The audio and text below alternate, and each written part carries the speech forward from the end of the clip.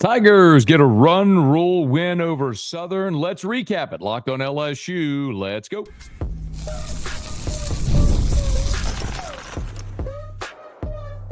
You are Locked On LSU, your daily podcast on the LSU Tigers. Part of the Locked On Podcast Network, your team every day. Okay, let's get it. It is Locked On LSU, your team every day. I'm your host, Matt Moscona. Thanks so much for making us your first listen. We're free, available wherever you get podcasts, of course, on YouTube as well. So please subscribe. As always, one of the fastest ways to help us grow is by leaving your comments below. I know. Normally we go live. I committed to going live post-game, but LSU played a day game against Southern, which meant I was on air for radio. So I couldn't go live immediately after the game. So we got to record this show here and we'll post it as our quick recap for all the LSU baseball games, as I promised you we will do throughout the course of this season. LSU beat Southern 13-1 in a run rule that went 7 innings. It was in effect. It was getting cold throughout the afternoon, and obviously this was a game that went very one-sided for the Tigers. If you weren't locked into it, LSU got on the board with 2 runs in the first inning, and they never really looked back from that point on. They added a run in the third. The 8th spot in the fourth was the big one, highlighted by a 3-run Ethan Fry bomb, the first home run of Ethan Fry's career. Tigers would add a run in the 5th, a run in the 6th, and the LSU pitching was more than enough in this ballgame, which is really where I want to start. And there were some things that we could highlight offensively. Stephen Milam, who had a rough opening weekend. Look, you're not going to keep down a great player. He went 2 for 3 with a triple in this ballgame. Had an RBI, had an RBI as well. I mentioned the 3-run homer by Ethan Fry. Danny Dickinson was 1 for 4, but had 2 RBI in the ball game as well. So Derek Curiel was 3 for 3 with 3 RBI in the ball game, including an RBI single in the first. This team just continues to chug along and truck along. They're just talented in so many places. But the story of this game really was the 2 pitchers that we got to see make their debuts for LSU on Tuesday. I'm talking about Connor Ware and Zach Cowan. And remember both of these guys here as we start. So Connor Ware, 6'4", 220, lefty, spent his first 2 years of college in JUCO. He's from Mississippi, went to JUCO for 2 years. Now he lands at LSU. And throughout all of fall ball and preseason practice, the word on Ware is that he's been LSU's best pitcher. No qualifiers. Talked to a buddy who's a scout who knows as much about baseball as anyone that I know. And he said Connor Ware was LSU's best pitcher in the fall and in preseason practice. Not best newcomer, not best among the transfers, best pitcher, period. That's a mouthful when you consider all the talent that this team has. And then Zach Cowan, remember, is the transfer from Wofford. He was Wofford's ace a year ago. So this is a veteran guy. He's not going to show you the velo that some of the other guys will. But the thing about Zach Cowan is nothing he throws finishes where it starts.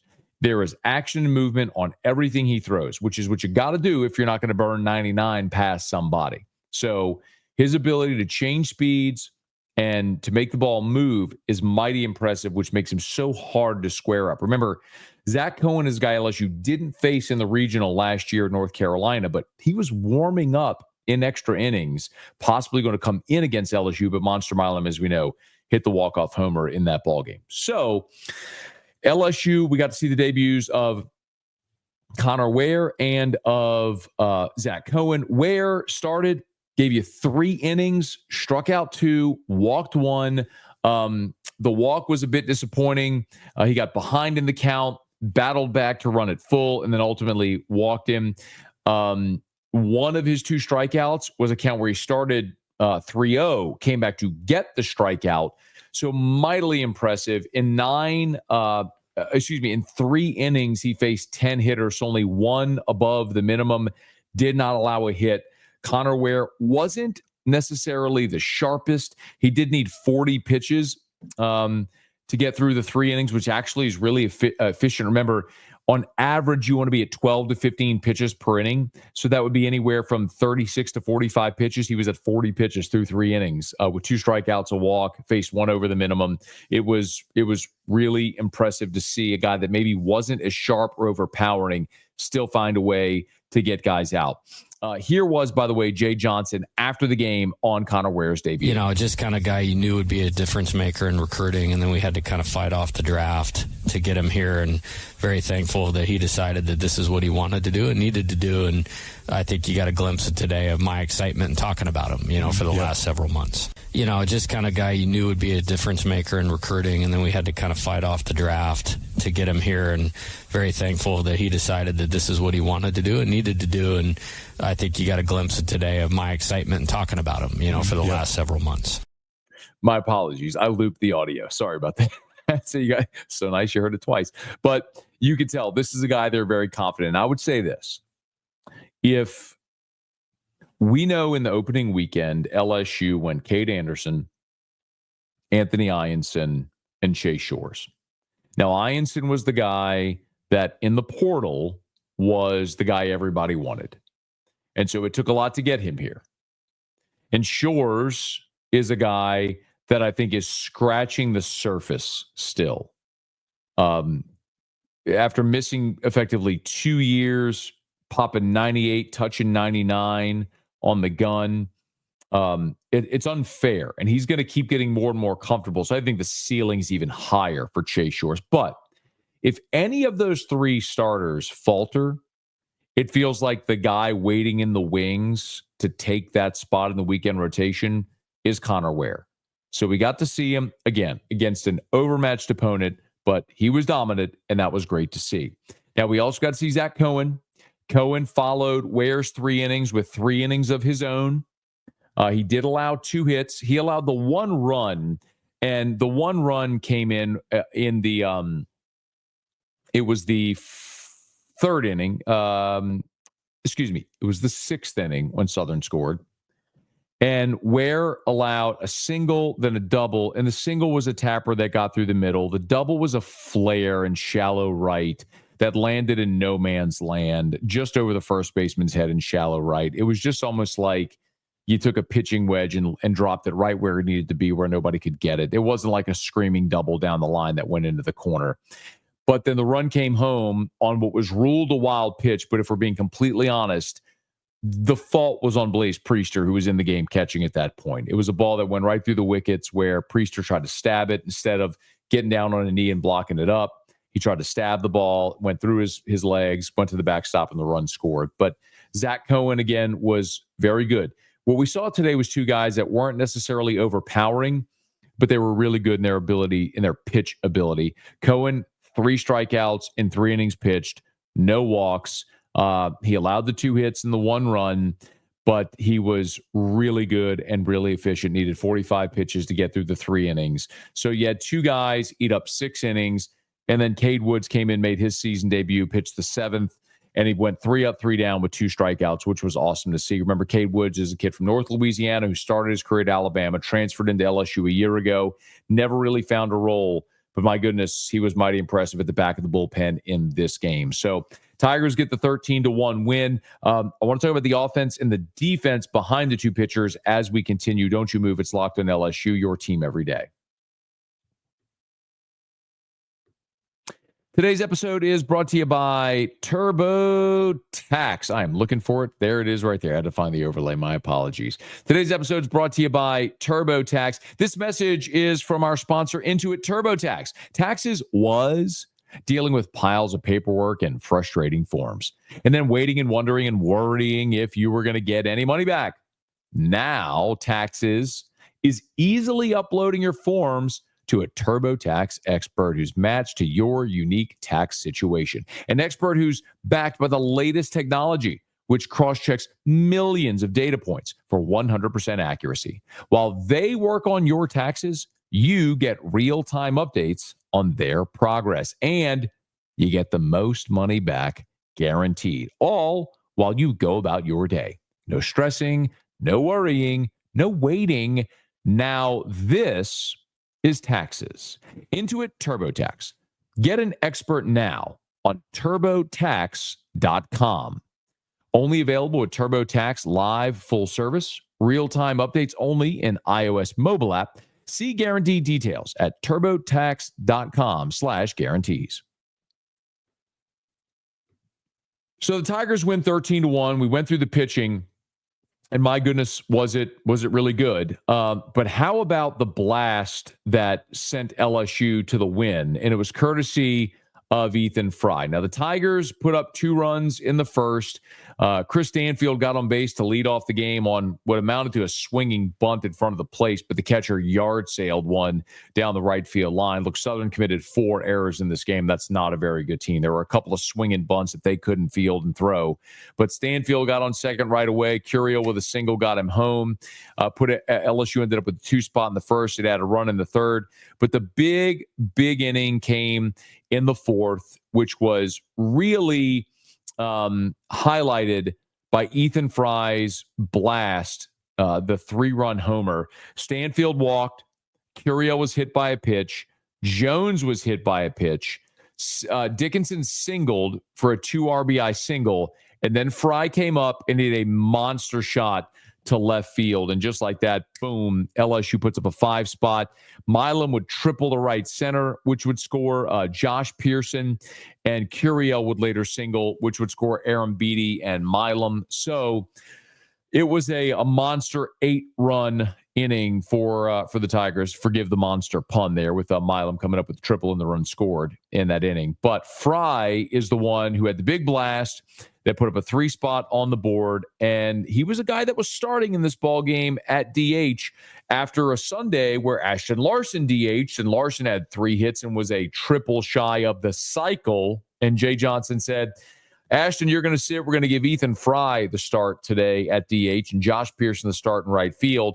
And Fry made it count. I mean, I view him as a starting player. Mm-hmm. You know, we have some good competition with the outfield and DH for bats and playing time, but the story is how all those guys are dealing with it in a mature manner. And you see, he was ready to play today. Ashton was ready to play the other day. Josh Pearson's been ready to play. Jake Brown's been ready to play, and they're all getting time. And, my goal is, it's like 4 or 5 guys for 2 spots in the order. And, can we use all their talent and make them like 2 All-American caliber players by using all their skills? And, it's early and we haven't been tested a lot, but so far so good with that roadmap. It's interesting to hear Jay say it that way, but I'll remind you about Ethan Fry. He's out of Rose Pine, a small school. He's now in his 3rd season at LSU. A lot of people thought he would transfer after last year, but remember, he battled an injury. But Fry got an opportunity to play early last year in conference play against Florida and went 2 for 4 in a 6-1 win. Jay kind of rode a hunch there and then started playing what he thought was the hot hand. But after that game where Ethan Fry was 2 for 4, boy, was it a struggle. He was 0 for 1 the next time out, 1 for 2, then 0 for 4 against Southeastern, then 0 for 4 against Arkansas with 3 strikeouts, then 0 for 3 against Arkansas with 2 strikeouts. Then he got 1 knock against Arkansas, then 0 for 1 against Southern, 0 for 1 against Vandy, 0 for 1 against Vandy, 0 for 4 against Vandy with 3 strikeouts, 0 for 3 against McNeese, 0 for 1 against Tennessee with a strikeout. He just never found it after that little glimpse that he had in that outing against Florida. He just struggled so mightily the rest of the season. And it was hard to justify putting him out there the rest of the way. Well, Jay's believed in Ethan Fry because of his ability. I mean, the build, the mold is what a big leaguer should look like. And he proved it against Southern. Now, can he prove it again the next time out against better competition? That will remain to be seen. But LSU trucks along. They're now 4-0, and most impressively, after a weekend where you had 45 strikeouts and 2 walks, you follow that up in this Tuesday game on a day where LSU's pitching racked up 7 strikeouts and just 1 walk. So far through 4 games, LSU has 52 strikeouts and 3 walks. That's a pretty good ratio for LSU at this point. So the Tigers move to 4-0, and they will play Nichols on Wednesday night in Nichols, something Jay Johnson talked about as well after the game against Southern. I think it's good. It'll be a different test. It's going to be cold. It'll be a sold-out crowd. You know, kind of one of my rules on the road is you got to be able to win by 3 just because the crowd and the atmosphere. Yeah, you're at your routine and umpiring sometimes. And, you know, so we'll be ready to go. I think these guys are probably chomping at the bit for a little bit more difficult challenge, and I think that will definitely present itself tomorrow just with being on the road and getting on a bus and getting off a bus and not having to, you know, be totally cozy and comfortable and all those things. So looking forward to the game tomorrow night. So 2 things about the game against Nichols. Jay's right. It's not going to be comfortable.